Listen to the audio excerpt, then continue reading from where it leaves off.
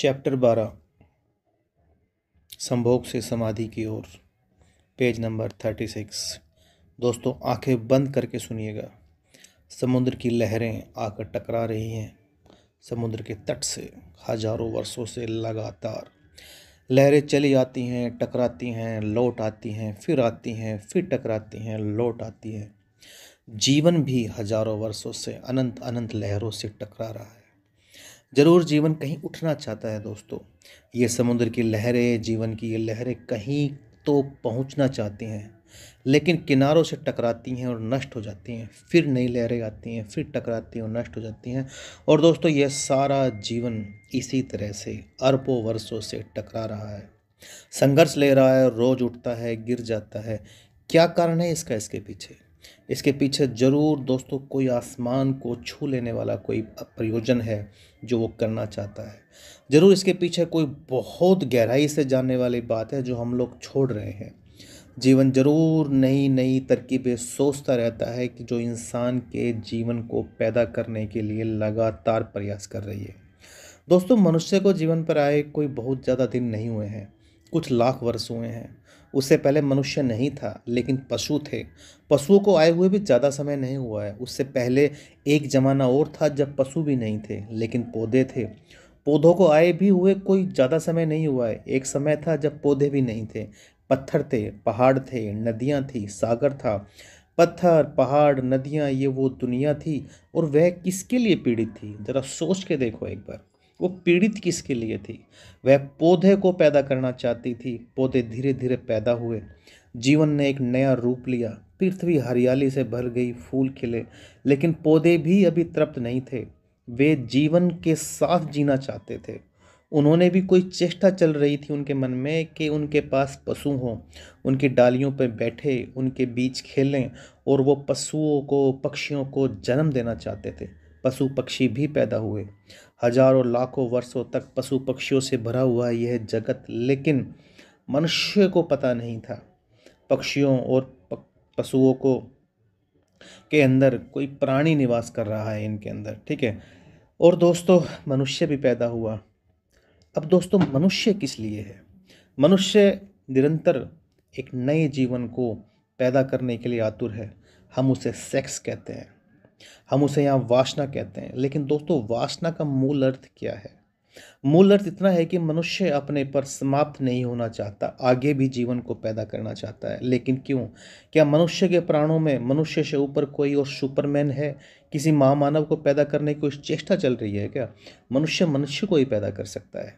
निश्चित ही इस बात को मनुष्य ने अपनी चेष्टा से, अपनी चेतना से बहुत गहरे में पाया है, जिससे वो भाग नहीं सकता। लेकिन दोस्तों मनुष्य से बड़ा प्राणी पैदा कैसे होगा? हमने तो हजारों वर्ष से इस पैदा होने वाली कामना को ही निंदित कर रखा है। हमने तो सेक्स को सिवाय गाली के आज तक कोई सम्मान दिया ही नहीं है। हम तो बात करने में भी भयभीत होते हैं। हमने तो सेक्स को इस भांति छिपा कर रख दिया है कि वह है ही नहीं, जैसे उसका जीवन में कोई स्थान नहीं है। जबकि सच्चाई यह है कि उससे ज़्यादा महत्वपूर्ण मनुष्य के जीवन में और कुछ भी नहीं है।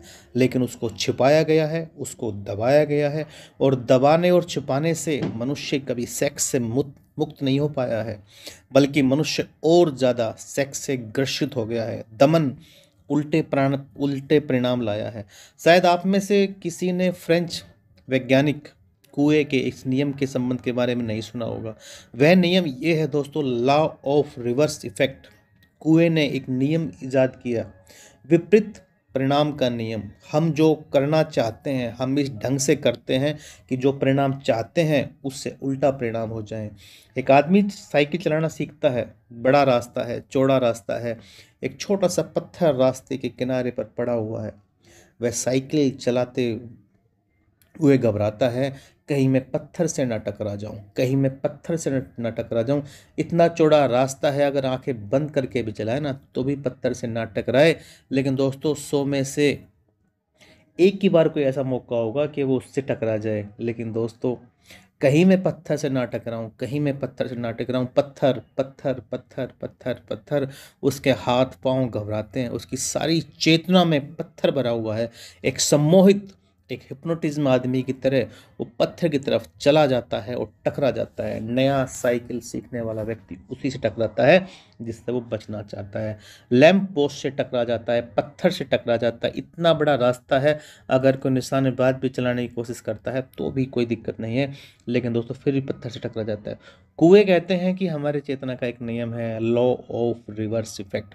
हम जिस चीज़ से बचना चाहते हैं चेतना उसी पर केंद्रित हो जाती है, परिणाम में हम उसी से टकरा जाते हैं।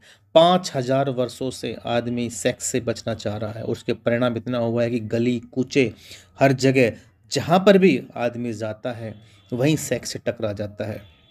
क्या आपने कभी सोचा है कि आपका चित्त जिसको आप बचाना चाहते हैं वो क्या करता है? दोस्तों चित्त वहीं आकर्षित होता है, वहीं निमंत्रित होता है जहाँ से हम उसको बचाना चाहते हैं।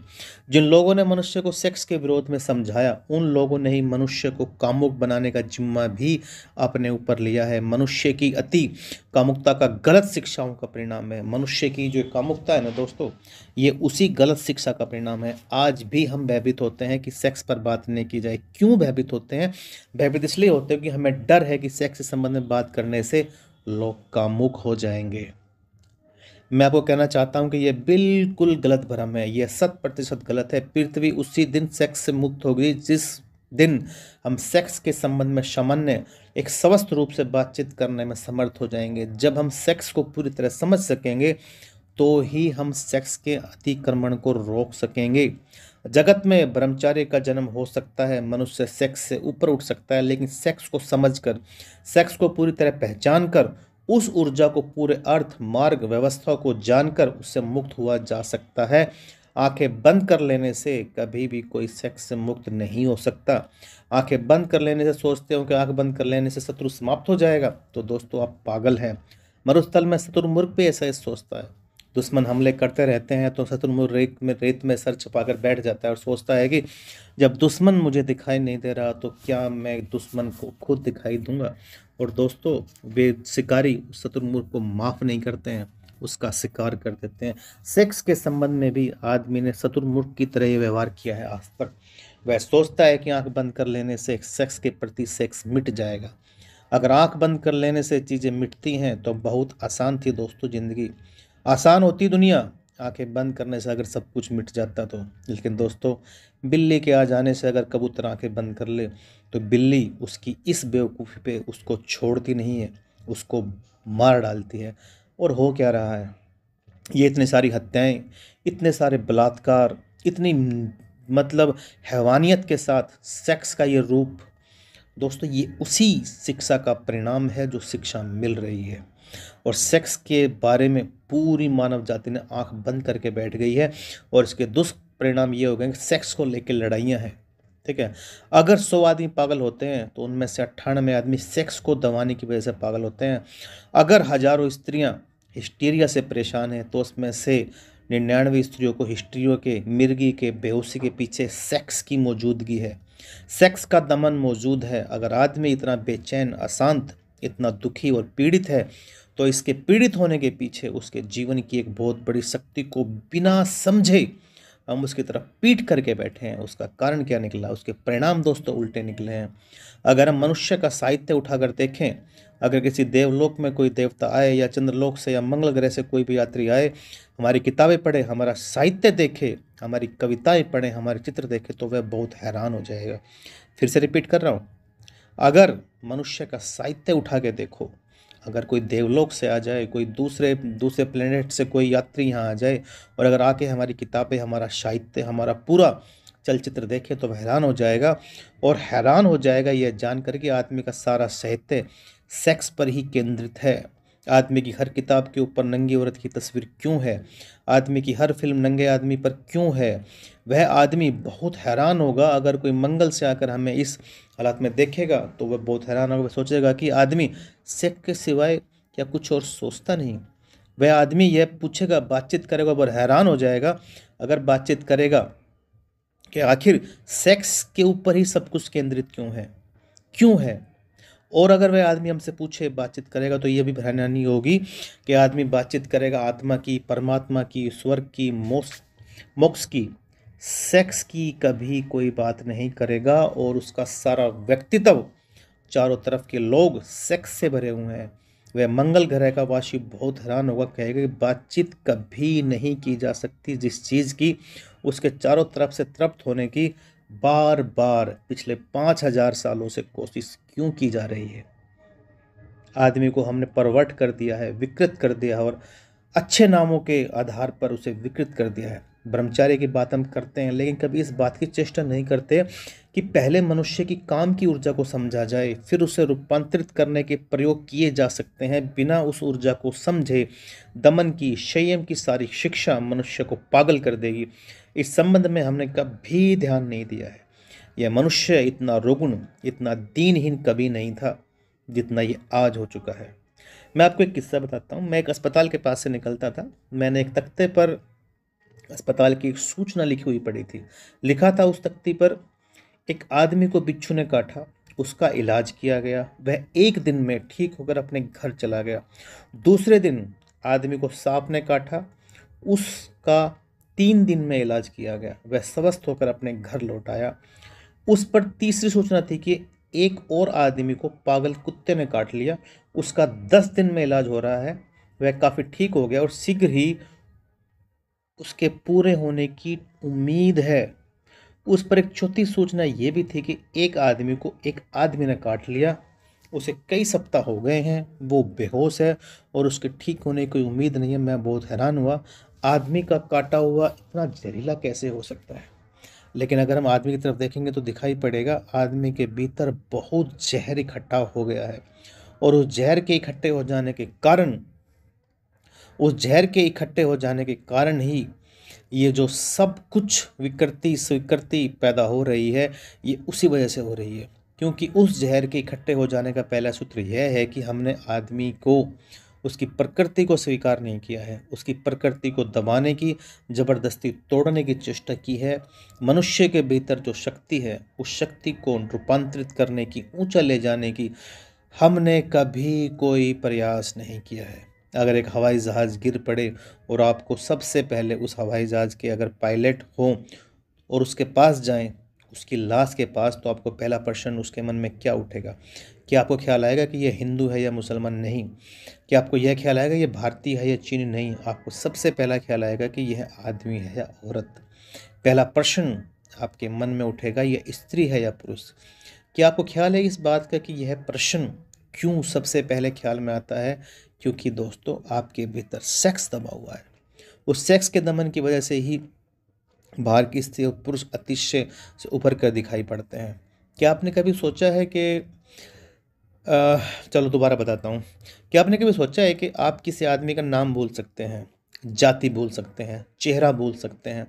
अगर मैं आपसे मिलूं या आप मुझसे मिले तो मैं यह बोल सकता हूं कि आपका नाम क्या था, आपका चेहरा क्या था, आपकी जाति क्या थी, आपकी उम्र क्या थी, आप किस पद पर थे, यह सब बोल सकता हूं। लेकिन कभी आपको यह ख्याल आया कि आप यह भूल जाएं कि आप जिससे मिले थे वह आदमी था या औरत? कभी आप भूल सकें इस बात को कि जिससे आप मिले थे वह पुरुष थी या स्त्री? कभी पीछे यह संदेह कभी मन में आया है कि जिससे यार मिला था वो आदमी थे और नहीं? यह बात आप बिल्कुल नहीं भूल सकते। क्यों? क्योंकि ये सारी बातें भूली जा सकती है, लेकिन यह नहीं भूलता। ये हमारे मन में कहीं सेक्स बहुत गहरे में बैठा हुआ है जो 24 घंटे उबल रहा है, इसलिए सब बात भूल जाती हैं, लेकिन यह बात नहीं भूलती। आपने कभी महसूस किया है दोस्तों इस बात को कि आपके पास एक मैसेज आता है व्हाट्सएप पे जिसके ऊपर कोई डीपी नहीं लगी हुई है और वो आपसे हेलो बोलता है, नमस्कार करता है। अगर आप एक फीमेल हैं या आप एक मेल हैं, तो अगर आपको लगता है कि सामने वाला मेल है, आप भी मेल हैं, तो ज़्यादा सा रिस्पॉन्स आप वहाँ पे नहीं देते हैं। आपने देखा हेलो आया, आपने इग्नोर कर दिया। लेकिन अगर किसी लड़की की डीपी लगी हुई है और आपके पास मैसेज आता है, तो वहाँ पे एक रिएक्ट करते हैं, वहाँ पे आप रिप्लाई करते हैं, या फिर अभी नहीं, ज़्यादा बिजी हैं तो कुछ समय बाद आप रिप्लाई जरूर करेंगे। सेम दूसरी कंडीशन में होगा। अगर एक लड़की है और एक लड़के का मैसेज आया है तो वो मिलने से कतराएगी, बात करने से कतराएगी। नॉर्मल है। क्यों? क्योंकि दोस्तों ये हमारे मन में बैठा हुआ है। विपरीत जेंडर के प्रति एक अलग इंटेंशन लेता है आदमी। इस बात को हम समझें। हमारे गहरे में बहुत बैठा हुआ है। यह पृथ्वी जब तक स्वस्थ नहीं हो सकेगी, जब तक आदमी और औरतों के बीच की यह दीवार खड़ी हुई है, यह पृथ्वी कभी शांत नहीं हो सकेगी जब तक यह उबलती हुई आग हमारे बीच में ज़बरदस्ती बैठी हुई है।